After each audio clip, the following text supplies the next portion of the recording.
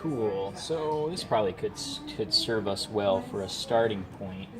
And so almost every Moog is laid out the same. That's the good news. And they're all laid out left to right like a book.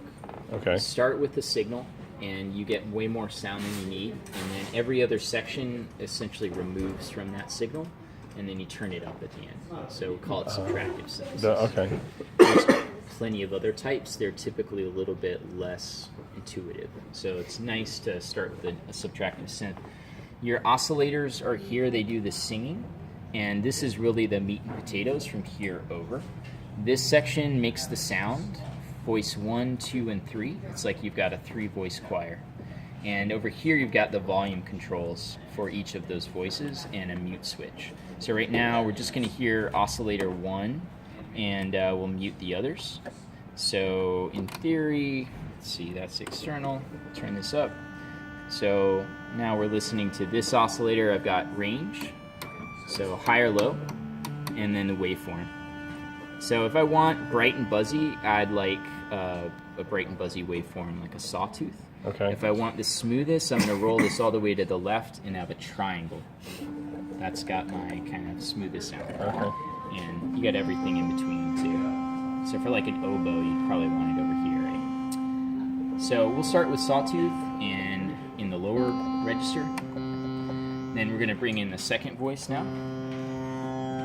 You can hear there's a little bit of detuning and phasing and some interesting shimmering type things happening because they're slightly out of tune with each other. You have control over the pitch of that second voice.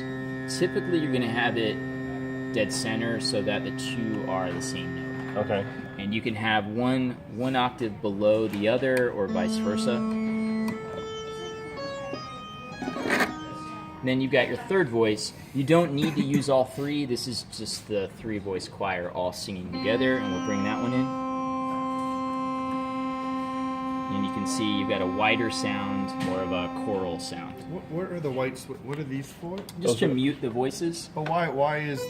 Oh, so this one is muted, or it's which yeah. which so now they're all muted. Okay. 1, Okay. 2, All right. 3. So you got all 3. Yeah. And why are there 5?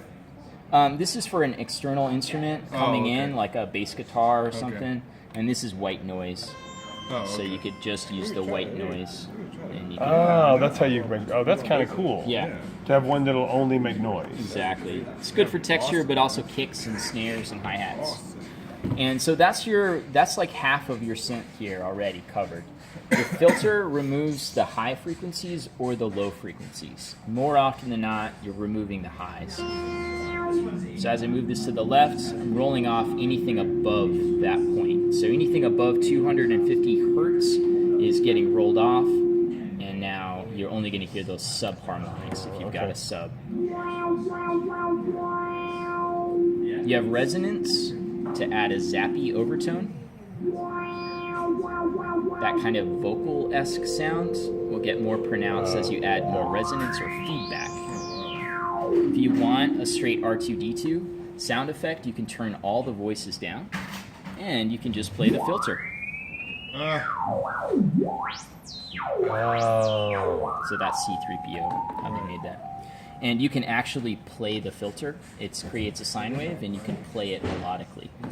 Wow. It's a little more advanced. So, yeah, that's your filter, your oscillators. The last thing you're going to do is shape the sound over time. So do you want short and plucky, or do you want a long fading out sound or a long decay? And this is going to be for volume, and we'll start there. So it's coming out full blast, and now we're going to shape it over time. Really short. And then if I turn the decay time up, I get a longer tail. If I turn the sustain, that's how loud it is while I'm holding the key. And then release is once I let go or release the key, how long does it continue to hold out for? And then you turn it up, and that's the meat and potatoes of synthesis. Yeah. It's the basics of it. That seems so simple when you explain it like that.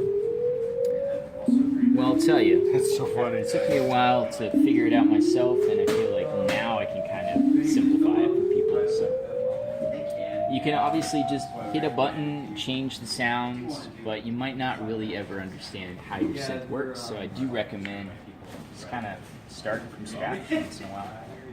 Awesome.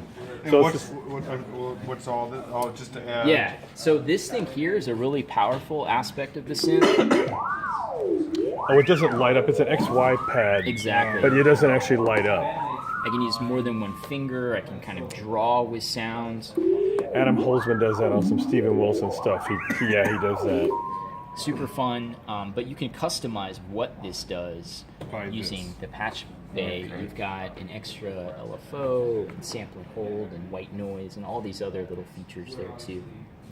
And what's the difference between the XL versus the regular Voyager? It's just more keys? You get bigger keyboard. You have a ribbon controller, left to right, like a fretless keyboard. See that? Yeah, it blends in.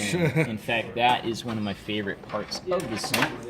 I've got some patch cables. So, I need a little bit longer one. So what you can do is you can go out from X, which is left to right, so this way, and we can go into the filter cutoff. So now, it's as if I'm turning this knob, this control here, and I'm manually doing it.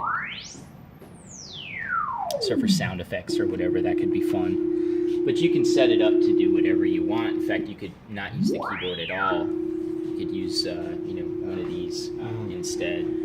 And instead of the touch surface controller, we could use this.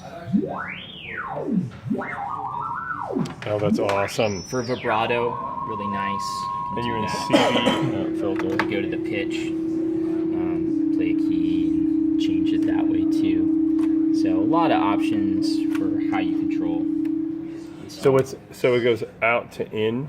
Like this Correct. is always in. This is always out. That really kind of simplifies things. Oh, I see. The touchscreen, keyboard, the wheels, which would be these wheels. Yeah. And then pedals if you had something on the floor. Yep. An extra LFO, or actually this is the built-in LFO. You have a separate one here. LFOs are used to add movement to the sound, usually. It's actually an oscillator that is so low the human ear doesn't hear it, but we hear the effect of it on the other signal that we can't hear. That would be like the vibrato with the mod Exactly. oil. Okay. Exactly. Yeah. So I'm pretty sure that this patch, there you go.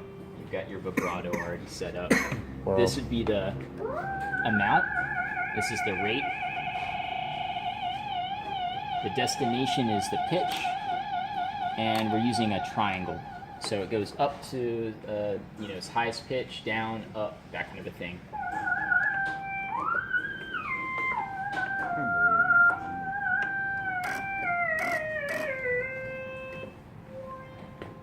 It seems like a lifetime of mastering just this one instrument, just figuring out how to play it. Yeah, it could be. I mean, to me, the harder stuff is here, which if you guys got that, then you're, way ahead of most people. So Yeah, that takes a lifetime to master too. yeah. Like I see the guys who are master keyboardists come in and they're playing Herbie Hancock like it's nothing. I'm like, I wish I could trade you for my technical skills because I would love to be able to do that.